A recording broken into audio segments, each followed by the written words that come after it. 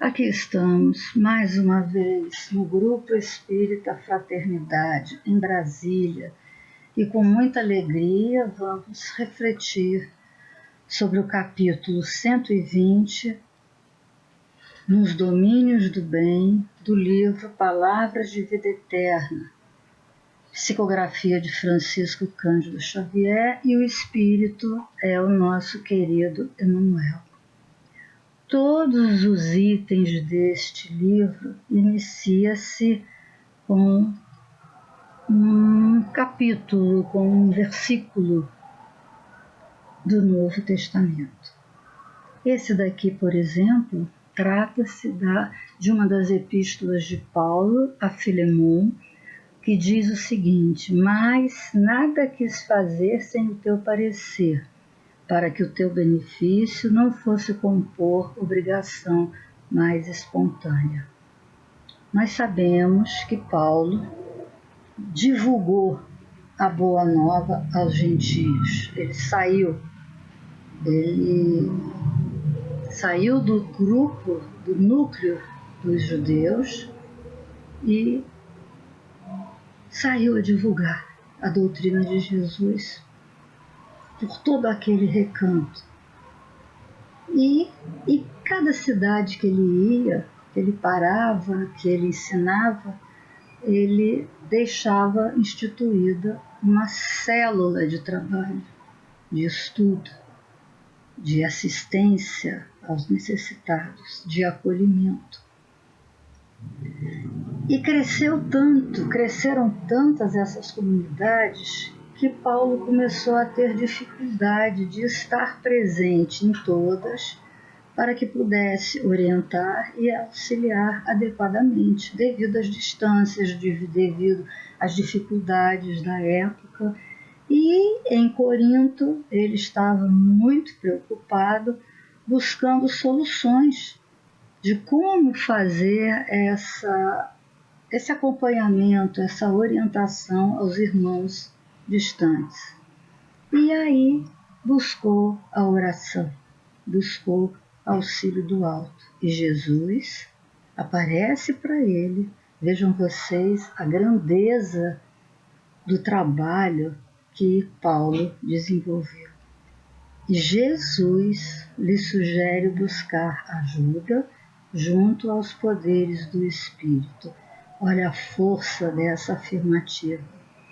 E Paulo questiona como ele é esclarecido, lhe é sugerido escrever às igrejas, que essas orientações fossem dadas através da escrita e que a partir daquele dia Estevão, aquele que ele mandou sacrificar como o primeiro mártir do cristianismo, que era o irmão da sua amada Abigail, tudo isso está lá no livro Paulo e Estevão, que vale a pena a leitura, é muito bonito, é muito forte. E Estevão, desencarnado, se prontifica a ficar orientando, inspirando Paulo na escrita dessas cartas às comunidades que foram desenvolvidas em várias cidades. E a partir daquele momento, Paulo ganha um grande auxiliar. E destacamos aí que a mediunidade, a intuição direcionada na psicografia já começa a surgir como fator primordial na divulgação das notícias do Reino de Deus. Então vejam como é importante. Uma pequena frase, nós temos condições de refletir várias coisas. Então iniciamos a nossa reflexão de hoje com a certeza que mediunidade não é coisa de agora. Mediunidade não é fruto da doutrina espírita. A mediunidade sempre existiu entre nós, desde os tempos primordiais da criatura no planeta Terra. Seguindo a reflexão da nossa página, a gente vai encontrar o seguinte, já no bojo da mensagem. É das leis evolutivas que todos os agentes inferiores da natureza sirvam em regime de compulsória. Pedras são arrancadas ao berço multimilenário para que obedeçam nas construções. Tombam vegetais a duros lances de força para se fazerem mais úteis. Animais sofrem imposições e pancadas a fim de se entregarem à prestação de serviço. Quando eu li esse parágrafo, eu me lembrei com muita tristeza que somos nós, os homens, agentes da natureza, que nos consideramos superiores aos animais, ou melhor, que somos superiores aos animais, mas que não contribuímos da forma que deveríamos contribuir. Em relação aos seres da natureza inferiores a nós, em relação aos nossos próximos, em relação aos nossos irmãos.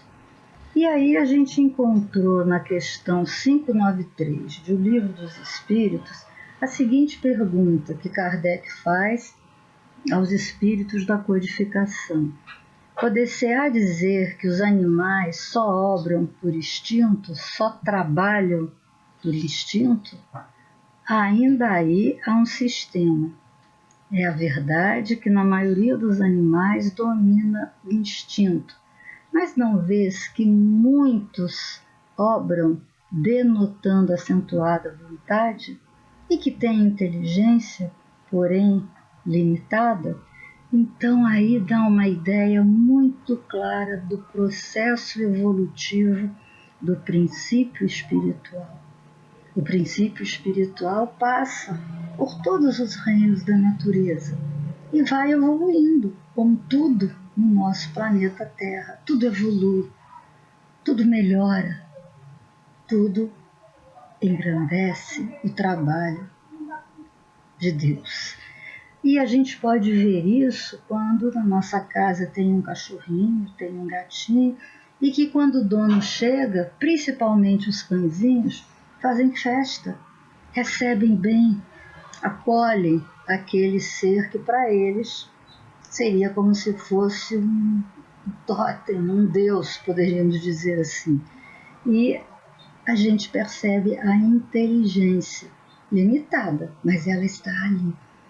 E se vamos, por exemplo, depois o nosso cãozinho morre, desencarna, e a gente pega outro cãozinho, a gente já percebe a mudança, o crescimento daquele embrião de instinto. E aí Kardec faz uma nova pergunta. Gozam de livre arbítrio os animais para a prática dos seus atos? Os animais não são simples máquinas, como supomos. Contudo, a liberdade de ação que desfrutam é limitada pelas suas necessidades.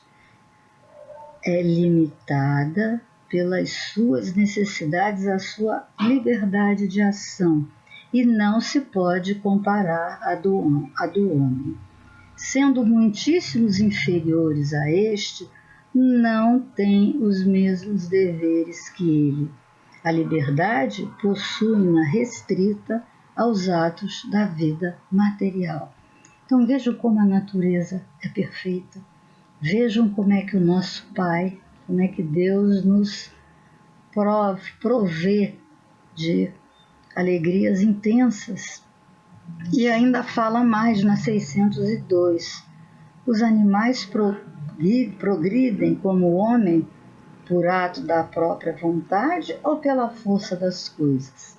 Os animais progridem pela força das coisas, razão porque não estão sujeitos à expiação.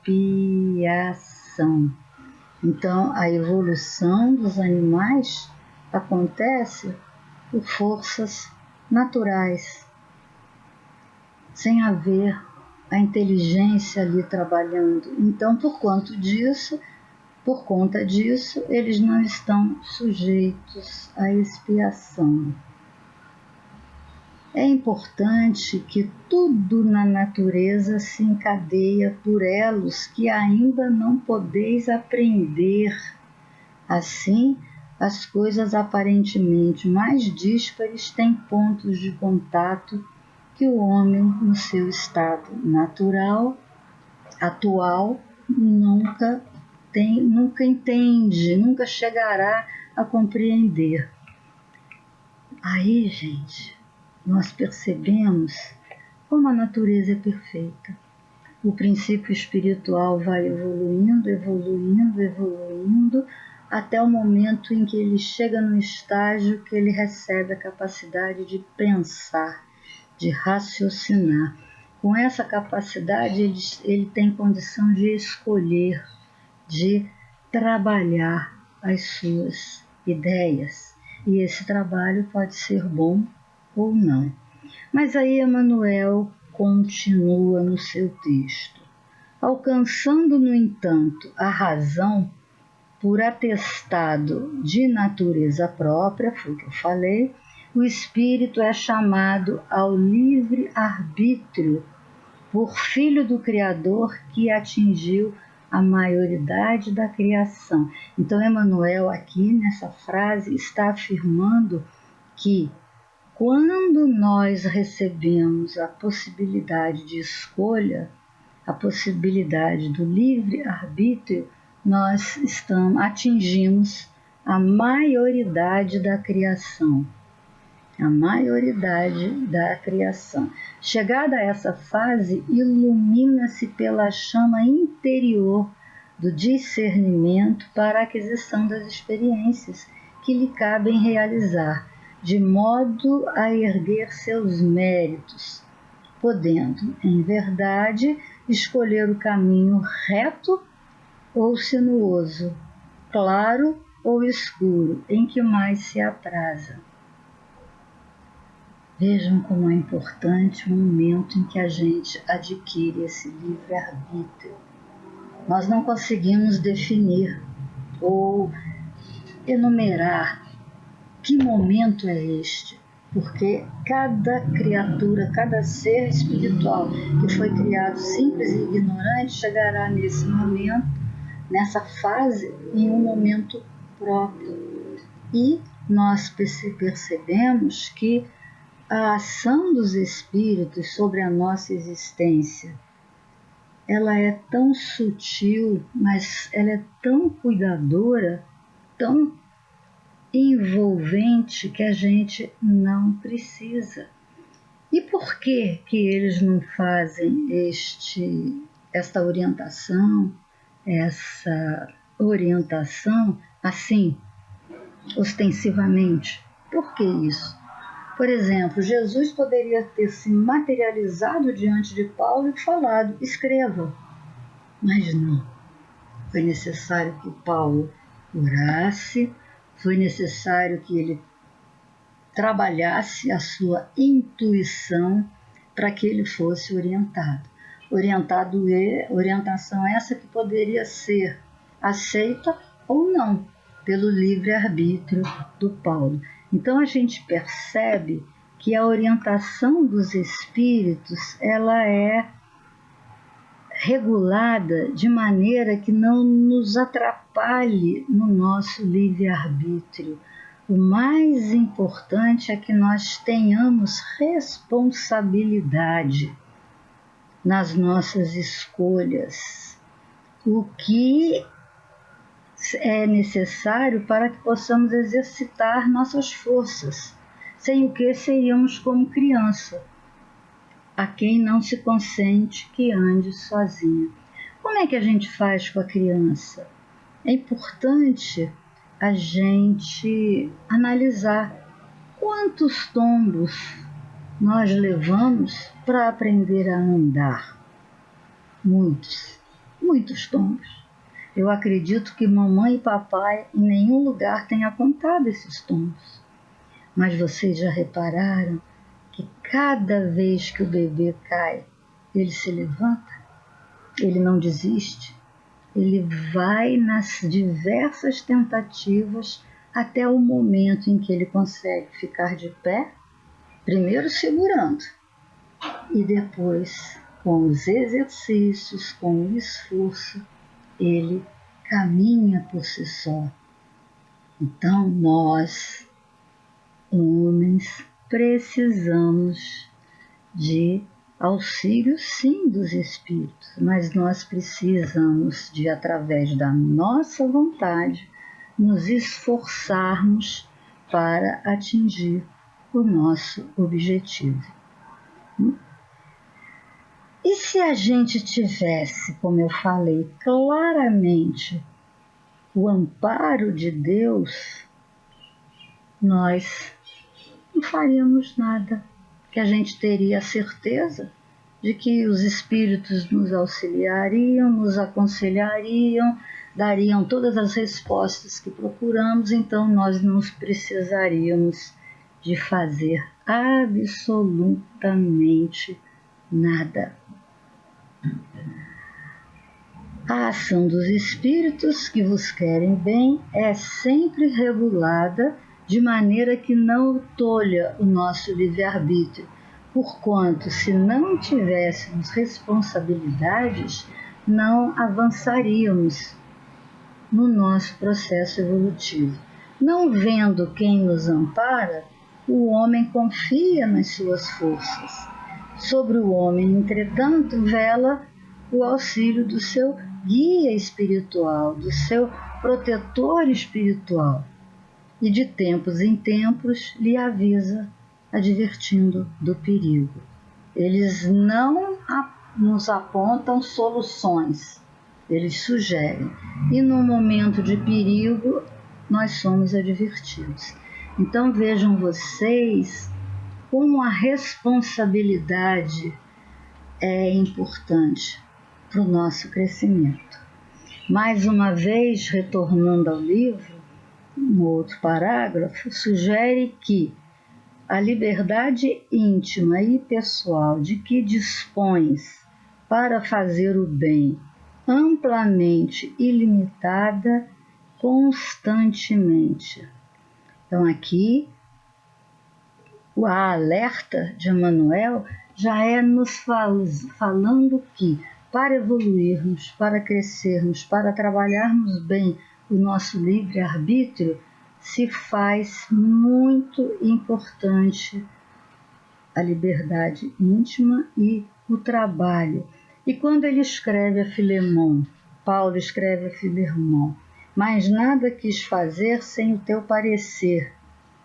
Olha só, é uma pessoa que implantou um trabalho, que está sugerindo uma solução através de uma epístola, de uma carta, de uma orientação, mas ele quer o parecer da comunidade, ele quer a participação da comunidade, ele não está agindo despotamente, digamos assim, ele está agindo como um verdadeiro líder, compartilhando com aqueles liderados as melhores soluções e que o problema seja resolvido espontaneamente. Nada pode ser forçado. E a gente começa a refletir na importância de nós trabalharmos em conjunto, em grupos, harmoniosamente, respeitando as ideias de um, as ideias do outro. Na questão 825 do Livro dos Espíritos, olha só que interessante.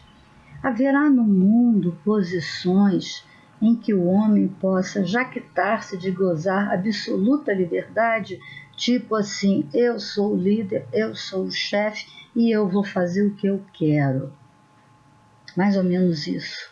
E olha a resposta dos espíritos: não. porque todos precisais uns dos outros, assim os pequenos como os grandes. E continua na 827 o alerta: a obrigação de respeitar os direitos alheios tira ao homem o de pertencer-se a si mesmo? De modo algum, respondem os espíritos, porque este é um direito que lhe vem da natureza. Olha só, que pergunta importante. Nós não deixamos de ser nós mesmos porque estamos respeitando o direito alheio, pelo contrário, nós crescemos, nós evoluímos. Então, meus irmãos, o nosso caminho é trabalhar em conjunto, é estarmos juntos para que possamos, unidos, encontrar soluções, encontrar resoluções para as nossas dificuldades. E no último capítulo, nessa página 120, está escrito assim: assim também o Divino Mestre para conosco. Aqui e ali propõe-nos de maneira direta ou indireta ensinamentos e atitudes, edificações e serviços, mas espera sempre por nossa resposta voluntária, de vez que a obra da verdadeira sublimação espiritual não comporta servos constrangidos. Então, é importante nós nos conscientizarmos que o trabalho que desenvolvemos no bem, esse trabalho implica o trabalho de assistência, o trabalho de atendimento às crianças, o trabalho de atendimento aos idosos, o trabalho de levar o estudo, o conhecimento da doutrina ao público, enfim, qualquer atividade que venhamos a desenvolver junto ao nosso próximo, sendo no centro espírita ou fora, nós temos que fazer com boa vontade, com alegria, com aquele sentimento marcante dentro de nós. Porque todo trabalho fica bem feito quando há alegria. E é importante percebermos a importância desse trabalho para a nossa vida. Quando estamos, por exemplo, servindo uma sopa para aqueles necessitados, nós estamos no momento de fazer essa sopa, esse alimento. No momento de servir, nós estamos compartilhando energias benéficas. Olha só que importante. Em cada concha de sopa que eu coloco no recipiente daquele irmãozinho faminto de comida material, a gente emite energias positivas. E eu garanto para vocês que em breve ele já vai procurar o alimento espiritual. Aquele grupo de senhorazinhas que se dedicam pelo menos uma tarde por semana, cada casa tem a sua estrutura, a confeccionar pequenos enxovais, em cada peça que a gente coloca as nossas mãos, nós estamos transmitindo energia para o bebê que vai receber aquela roupinha. Olha só como é importante, porque nós vivemos num mundo interligado de pensamento, de energia, e é só através da prática da caridade é que a gente vai seguir todos esses ensinamentos contidos nessa página. E lembrando que fora da caridade não é salvação. Não é fora do centro, não é fora da igreja, não é fora de lugar nenhum. É fora da caridade, não há salvação. Então, a receita é prática da caridade. E é o que nós estamos aqui na Terra aprendendo a fazer. E aí, na questão 886 do Livro dos Espíritos, vem uma pergunta sensacional. Qual o verdadeiro sentido da palavra caridade como a entendia Jesus? Kardec faz esse questionamento aos espíritos da codificação e vejam a resposta. Todo mundo conhece. Benevolência para com todos, indulgência para as imperfeições dos outros e perdão das ofensas. Benevolência, boa vontade. Se nós tivermos boa vontade em ouvir, em conversar, em compartilhar nossas experiências, em ouvir o sofrimento do nosso próximo, com boa vontade, estaremos praticando a caridade. A indulgência é a compreensão dos defeitos alheios. Quando nós estivermos em condições de nos colocarmos no lugar do próximo que errou e compreender aquele erro e auxiliá-lo de maneira serena e tranquila, nós estaremos praticando a caridade. E praticando indulgência e benevolência, nós vamos aprender a praticar perdão das ofensas. Então, meus irmãos, o segredo é esse, o trabalho é esse, é a prática da caridade com boa vontade, com indulgência e tendo o trabalho direcionado ao nosso próximo como fonte inesgotável de, digamos assim, merecimento para que possamos nos tornar melhores. Que Jesus nos abençoe, nos ampare e muita paz.